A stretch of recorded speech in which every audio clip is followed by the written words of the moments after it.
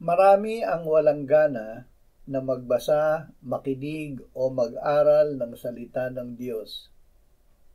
Hindi sila kumakain ng salita ng Diyos gaya ng gana nila sa pagkain ng kanin, umaga, tanghali at gabi, araw-araw. Sapat na kumain sila ng salita ng Diyos ng minsan, makalawa o makatatlong beses sa isang linggo, at iyon ay kung may Bible study o service sa church. Ito ay dahil marami ang hindi nakakakilala sa Diyos o kung nakakakilala man ay ina-underestimate o minamaliit nila ang Diyos. Marami ang nakarinig na ng aral na may Diyos, gayunman hindi nila nararanasan sa kanilang buhay ang Diyos. Iba ang pagkaalam sa pagkakilala. Ang magkaibigang lalaki at babae ay may kaalaman tungkol sa isa't isa, ngunit hindi pa nila talaga kilala ang isa't isa. Kung sila ay mag-ibigan at maging mag-asawa, sa paraang iyon nila nakikilala ang isa't isa. Ito ang sinasabi ng Biblia nang makilala ni Adan si Eva at nakilala ng lalaki si Eva na kanyang asawa at siya'y naglihi at ipinanganak si Cain. Ang pagkakilala, hindi pagkaalam sa ama at sa anak ang pagkakaroon ng buhay na walang hanggan. Sinabi ng Panginoong Hesus sa Ama, ito ang buhay na walang hanggan, na ikaw ay makilala nila na iisang Diyos na tunay at si Jesucristo na iyong sinugo. Ang pagkakilala sa Diyos ay pakikisama sa Diyos gaya ng pagsasama ng mag-asawa sa isa't isa, kaya't sila ay nagiging isa. Siya na nakikisama sa Panginoon ay nagiging iisang espiritu na kasama niya.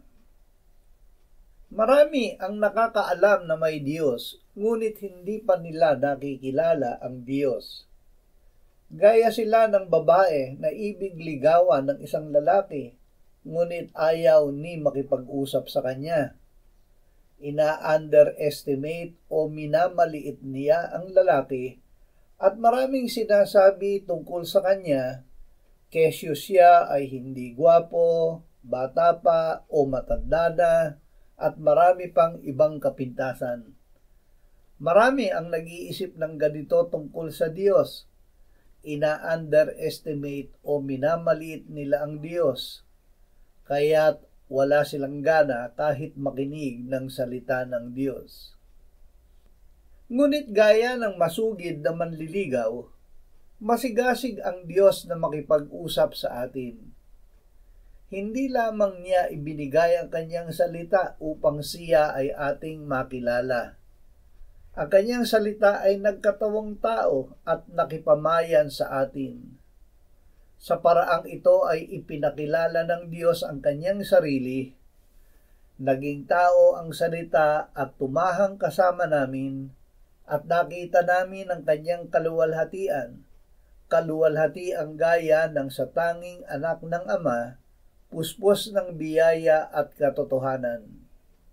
At mula sa kanyang kapuspusan ay tumanggap tayong lahat, biyaya na sinundan pa ng ibang biyaya.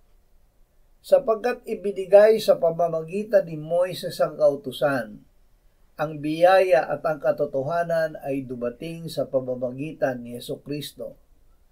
Walang sino mang nakakita kailanman sa Diyos.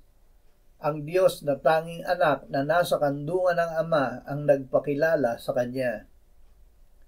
Gaya ng masugid na manliligaw ay sinasabi ng Diyos sa lahat, tumahimik at pumayapa kayo at kilalanin ninyo na ako ang Diyos. Ako ay matataas sa lahat ng bansa, ako ay matataas sa buong lupa. Sa ating pagtahimik sa layuning makilala ang Diyos, bibigyan niya tayo ng pagdanais na makinig ng kanyang salita. At maririnig natin siya na nagsasabi, ang Panginoon ay nagpakita sa kanya mula sa malayo. inibig kita ng isang walang hanggang pag-ibig, kaya't ipinagpatuloy ko ang aking kagandahang loob sa iyo. Napakatamis ng salitang ito ng Diyos. At mahihingi pa rin natin ang higit na matamis kung gaano kalaki ang kanyang pag-ibig sa atin. At sasabihin niya sa atin, ang Diyos ay pag-ibig. Dito nahayag ang pag-ibig ng Diyos sa atin, sapagkat sinugo ng Diyos ang kanyang bugtong na anak sa sanlibutan, upang tayo'y mabuhay sa pamamagitan niya. Narito ang pag-ibig. Hindi sa tayo'y umibig sa Diyos, kundi siya ang umibig sa atin, at sinugo ang kanyang anak na pantubos sa ating mga kasalanan. Kalakip ng pagpapahayag na ito ng pag-ibig ng Diyos ay ibibigay niya sa atin ang kapangyarihang matarok kasama ng lahat ng mga banal, ang luwang, haba, taas at lalim, at upang makilala ang pag-ibig ni Kristo ng higit sa kaalaman upang kayo'y mapuno ng lahat ng kapuspusan ng Diyos. Ngayon, sa Kanya na makakagawa ng higit na sagana kaysa lahat ng ating hinihingi o iniisip, ayon sa kapangyarihang gumagawa sa atin, sumakanya nawa ang kaluwalhatian sa Iglesia at kay Kristo Jesus sa lahat ng mga salinlahi magpakailan paman. Amen. Sa pakikinig natin ng kanyang salita ay titiyakin ng Diyos. Pinatutunayan ng Diyos ang kanyang pag-ibig sa atin na noong tayo'y mga makasalanan pa, si Kristo ay namatay para sa atin. Ipapaalam niya sa atin na sa lahat ng mga bagay, ang Diyos ay gumagawa sa ikabubuti ng mga umiibig sa Kanya. Sa kanila na mga tinawag alinsunod sa Kanyang layunin. Na ang Diyos ay kakampi natin, na dahil hindi niya ipinagkait ang kanyang sariling anak, kundi ibinigay dahil sa ating lahat, ibibigay din niya sa atin nang walang bayad ang lahat ng mga bagay. Minaliit ni Andres ang kakayahan ni Jesus na pakainin ng libu-libong tao gamit ang ilang tinapay at isda. Sinabi niya, may isang batang lalaki rito na mayroong 5 tinapay na cebada at 2 isda. Subalit gaano na ang mga ito sa ganito karaming mga tao? Ngunit gamit ang kaunting pagkain ito ay napakain ni Jesus ang 5,000 tao at may lumabis pang 12 kaing na pira-pirasong tinapay. Hindi lamang pagkain kundi labis-labis na grasya ang ibinibigay sa atin ng Diyos. At ito ay binibigay niya kahit na tayo ay nakakagawa ng kasalanan.